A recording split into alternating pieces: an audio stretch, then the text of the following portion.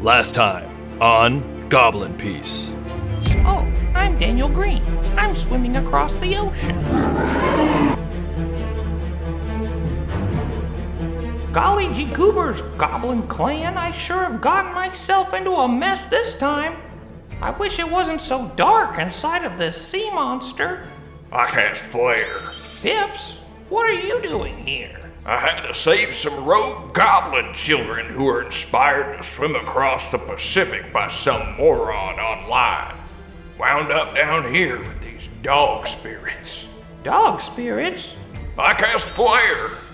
Don't give up hope, Daniel. You can do it. You have to escape to do the fantasy news. All the goblins are counting on you. They love you, Daniel. God, I hate how positive these things are all the time. We love you, Pips. You're right, dog spirits. I have to get back to what matters. Get back to the news. And the only way I can do that is if I get out of here. I just have to remember what man-carrying thing always told me. Get out of that sea monster, Daniel. You're a man with a thing to carry, for crying out loud. Of course. I must carry the fantasy news. Pips, we're getting out of here.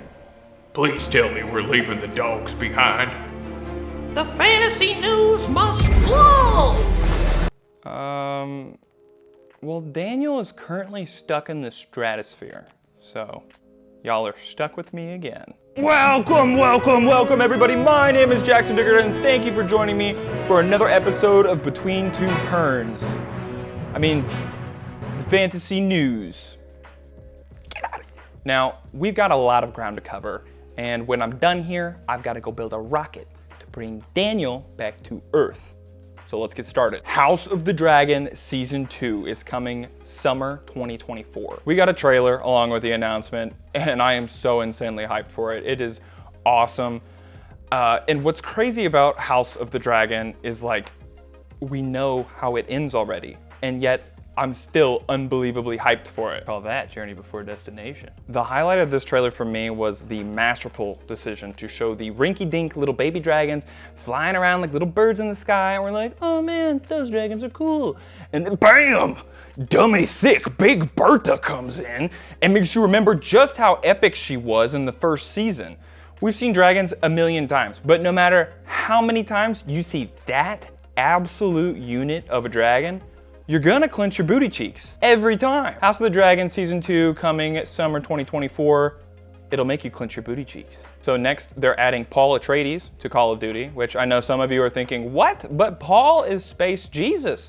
You can't give Space Jesus guns and let him mow people down in Call of Duty. My friend, when you find out what Dune is really about, I think you're gonna throw up. Actually, wait, didn't they already add him to Fortnite?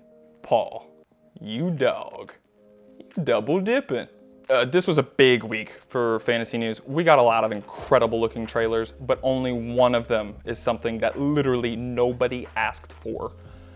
Halo Season 2 is coming February 8th, 2024 on Paramount Plus.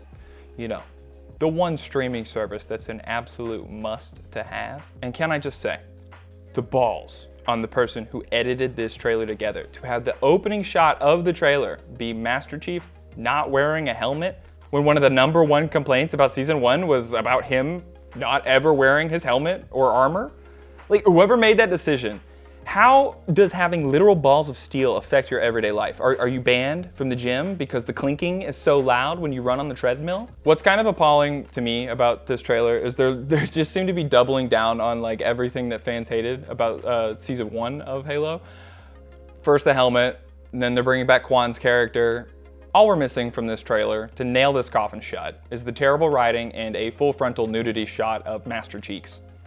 Now, to be fair, yes, there are some cool visuals. This trailer looks much better than Season 1 already. If this trailer is indicative of what we can expect from the rest of the season, which I'm not sure that it is, it looks like we can expect a lot more of actual Halo gameplay, gunfighting and battles and fighting the Covenant. You know, the things that we're actually here to see in a Halo film or TV show, whatever. I really like this clip in particular. It was pretty sick, honestly. What scares me about this trailer is that I worry that they're just showing us all the coolest action scenes they have, and that there's not that many action scenes, and that the rest of season 2 is just going to be more of the same poorly written character dramas and all that. The visuals in this do look awesome. Chief's armor looks awesome. The shot of the Covenant fleet in the clouds looks awesome. The Halo ring tease at the end, which I severely doubt will play a significant role in the show at all. I'm calling it now. It's either going to be a dream sequence or become relevant in the very, very final episode. Anyway, if you like suffering, if you want to see how not to make a video game adaptation, they made the first season free to watch on YouTube. So if you ever wanted to see Master Cheeks in action, you can do so there. We got a new trailer for The Boys Season 4, which is coming out in 2024. There's nothing particularly shocking in the trailer itself, but don't be fooled by that, because I watched the Gen V spinoff not too long ago, and these shows do two things well.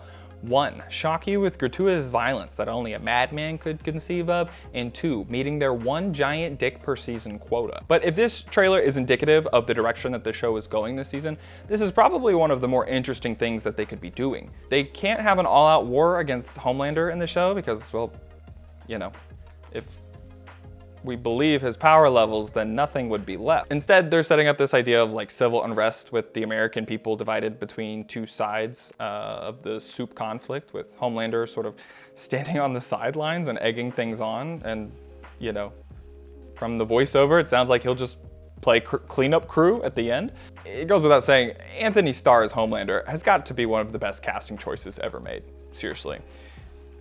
But he's not the only excellent actor that is coming back this season. They're bringing in Jeffrey Dean Morgan, who I adore. He is so good at playing the sarcastic asshole and yet remaining so likable every step of the way. Guy is so talented. Furiosa, a Mad Max Saga, got announced with a trailer. The movie stars Anya Taylor-Joy and Chris Hemsworth and will be coming to theaters in 2024. And I know what you're thinking, don't worry. It's directed by George Miller.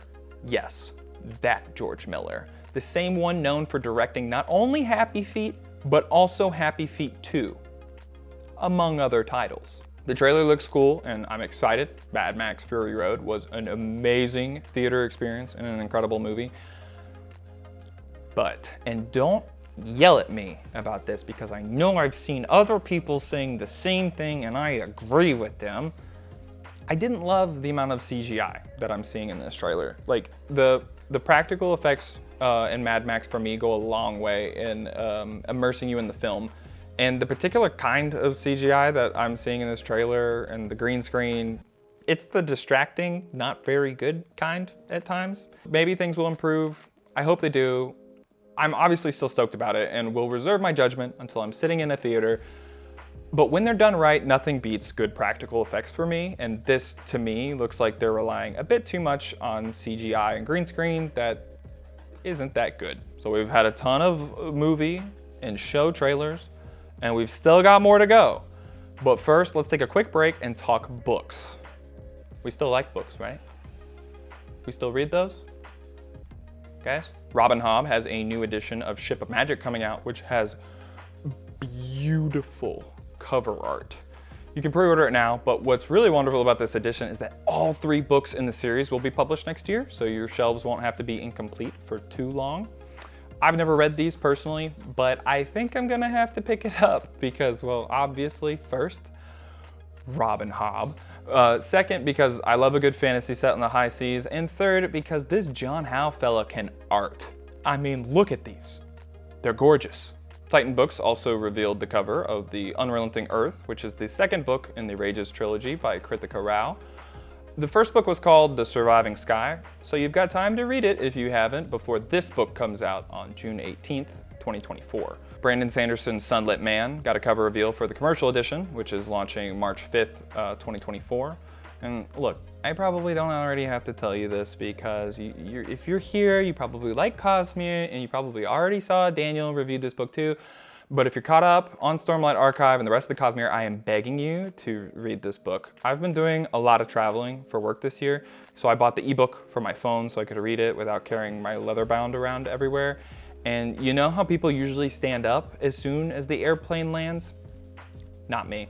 I stayed glued to my seat reading Sunlit Man. They'd come over and be like, "Sir, please, you have to leave. The next flight is leaving soon." And I'd yell at the stewardess, "We can't stop now. We have to outrun the sun." Anyway, I've got an apology video to Delta Airlines and that stewardess coming soon, don't worry. If you have a parent that works at Delta, please get in touch with me. I'm very sorry and would like to be unbanned from the airlines if possible. We got a cover reveal for the upcoming sequel to H.M. Long's Darkwater Daughter. Long has found a naming convention and she's sticking to it, which I greatly respect because the new title is called Black Tide Sun. Also, this is just a suggestion because you did son and you did daughter, and now you're kind of running out of options here. This is my son. His name is Tugboat. So your first book had Dark Water and the second had Black Tide. So like, what if you wrote him into the third book and you could call it like Ink Tsunami Tugboat? Which is just an idea, but if you use his likeness on the cover, you owe him a pup cup. The United States Postal Service announced DnD Stamps that are coming in 2024, which is pretty awesome. If you ever wanted to flex your nerdiness to your grandma when you write her thank you cards for your birthday gift, and you should be writing her thank you cards for her gift, it was very thoughtful, then now you can do so. I never thought I'd say this in my life, but these stamps are pretty cool. The Boy and the Heron won New York Film Critics Circle Award for Best Animated Film, to the surprise of literally no one, because like, it's Miyazaki. Did anybody else really think that they had a chance? The movie comes out in theaters in just 3 days, and you best believe I'm gonna be in that theater. If you didn't already see it online, Robert Pattinson seems to have maxed out his voice acting stat. Dear mother, she's awaiting your rescue. Which is something that I never would have predicted, but makes perfect sense for him for some reason. He's quickly becoming like a cryptid level actor for me, on the level of Daniel Radcliffe, and I can't wait to see his performance in this movie. Finally, wrapping up our teaser trailer news, we have a trailer for a Fallout TV show coming to Prime Video on April 12th. The show is set 200 years after the apocalypse, when the nice folks who live inside of luxury Fallout shelters are forced to return to the irradiated hellscape their ancestors left behind. And it's executive produced by the creators of Westworld, so that feels like a good sign. Based on the trailer though, this looks like a great time. The rad roach, the power armor, the radiation bear, it looks amazing. Plus, I love this shot where like the tumbleweed is just tumbling along doing its thing, and she like stumbles back and goes for her gun. It's subtle and it's funny, but Fallout tends to ride the line between goofy and serious, so if they're able to capture that energy, I think that fans will be thrilled. Based on the clips in this trailer, it seems like they're doing it well so far. The only thing that's kind of cracking me up about the trailer is the yassification of the ghouls. Because they started out in the games, you know, disgusting and irradiated.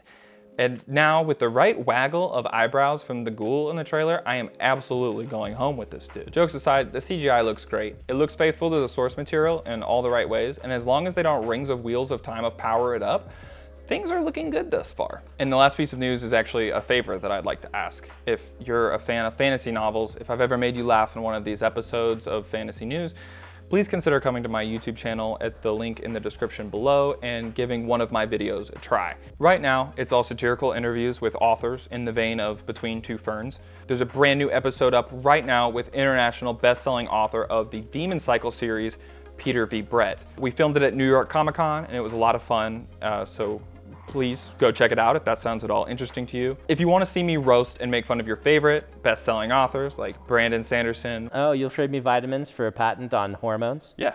Okay. Now, which way you're spelling hormones? Wesley Chu. So can you explain exactly how the plot of your book is different from the plot of Disney's Ratatouille? Who's? Oh, yeah. And in just a few weeks, there will even be an episode with Christopher Paolini. Come give my videos a chance, and if you enjoy them, please consider subscribing. I've traveled all over the States the last 3 months filming interviews with authors, and I've already got a bunch more interviews lined up with some of your favorite names from the industry. It won't just be interviews exclusively in the future though. I've got a lot of ideas for more content, both serious and humorous, to do between stints of interviews, so please consider tagging along for the ride. Thank you in advance for coming to check them out. And now, if you'll excuse me, I have a goblin to retrieve from the mesosphere. the international best-selling author of the Demon Cycle series. Thanks for having me. I really appreciate being here. It's been a while since I've done a serious interview, so I'm excited to talk about the books. You used to sell drugs for a living, and now you're an author. Sure. Do you think drugs are the gateway to literary success? Most of my drugs were technically legal drugs. Drugs have helped many people to live better lives, so I think that it's fair to say that could be a gateway. And they've helped you, clearly. Sure, I enjoy drugs quite a bit. It's the one and only Digo Double G.